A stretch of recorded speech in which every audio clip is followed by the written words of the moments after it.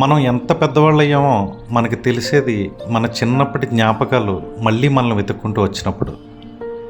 మర్చిపోలేని నా గతం, నా బాల్యం. మేము అప్పట్లో రామచంద్రపురంలో ఉండేవాళ్ళం.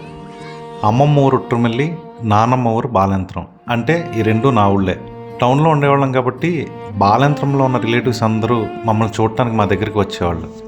అందుకే నాకు బాలయంత్రంలో ఎక్కువ గడిపే ఛాన్స్ రాలేదు. కానీ ఉట్రుమిల్లి మాత్రం చాలా ఎక్కువ సార్లు వెళ్ళేవాడిని, ఎందుకంటే అది రామచంద్రపురంకి చాలా దగ్గర. ఈ రెండు ఊర్లలో నాకు దొరికిన ప్రేమ ఎప్పటికీ మర్చిపోలేను. పిన్నిలు, మేనత్తలు, కజిన్స్, ఊర్లో మనుషులందరూ చాలా బాగా చూసుకునేవాళ్ళు. ఇక్కడ చెప్పుకోవాల్సిన ఇంకో ముఖ్యమైన వ్యక్తి మా అమ్మగారు, నాన్నగారు, అంటే మా తాతగారు.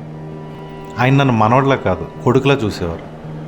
నేను ప్రపంచాన్ని చూసింది ఆయన కళ్ళతోనే. ఆయన చూసినట్టు చూశాను, ఆయన వెళ్ళినట్టు వెళ్ళాను.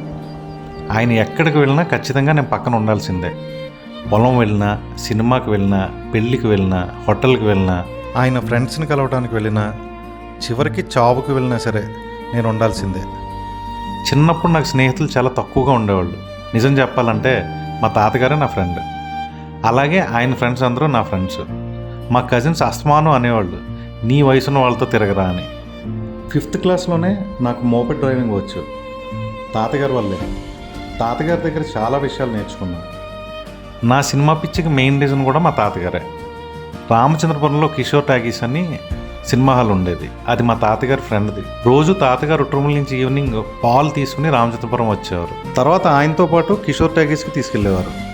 తాతగారు థియేటర్ బయట కూర్చొని కబుర్లు చెప్పేవారు, నేను థియేటర్లో.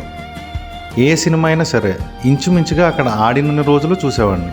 అలాగే తాతయ్య గారి అన్నయ్యకి కాకినాడలో ఒక థియేటర్ ఉండేది. కాకినాడ వచ్చినా అంతే, సేమ్ స్టోరీ. రోజు 3 షోస్ కంటిన్యూగా చూసేవాడిని. 1990లో ఆంధ్రప్రదేశ్లో చాలా పెద్ద తుఫాను. ఆ టైంలో మా తాతయ్య గారు నేను రామచంద్రపురం నుంచి అమలాపురం వెళ్ళాం ఒక మోపెడ్ మీద. దారిలో ఎక్కడ చూసినా రోడ్డు మీద వాటర్. అయినా సరే వెళ్ళి తీరాలనే పట్టుదల తాతయ్య గారిలో. సరే, అంతా కష్టపడి ఎందుకు వెళ్ళామో తెలుసా? జగదేక వీరుడు అతిలోక సుందరి సినిమా చూడటానికి. అంత కష్టపడి ఆ సినిమా చూడటం తాతయ్య గారికి సరదా కాదు, నాకు చూపించడం ఆయన సరదా. మా తాతయ్య గారు ఎప్పుడో కాలం చేశారు, కానీ మనసులో మాత్రం ఇంకా ఆ పొలం గట్ట మీద తాతయ్య గారి పక్కన నడుస్తున్నట్టే ఉంటుంది. నేను మర్చిపోలేని గతం నా బాల్యంతో పాటు మా తాతయ్య గారు.